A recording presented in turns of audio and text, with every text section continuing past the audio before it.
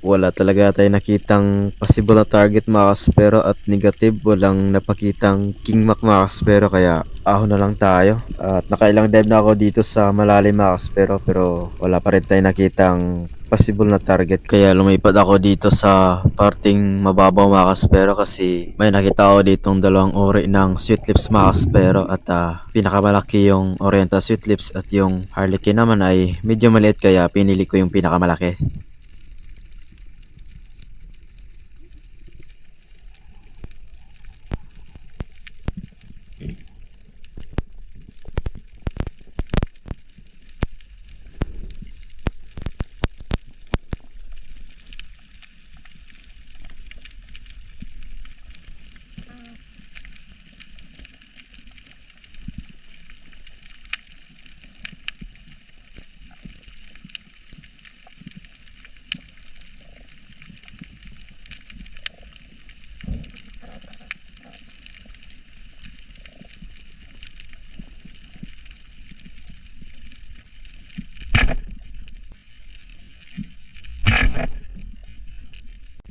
Ganda ng patama natin mga kaspero, napuruhan. Kaya ito yung naging unang huli natin sa araw na to. Isang Oriental Sweet Lips mga kaspero. At yung Harlequin Sweet Lips mga kaspero ay babalikan natin yan mamaya.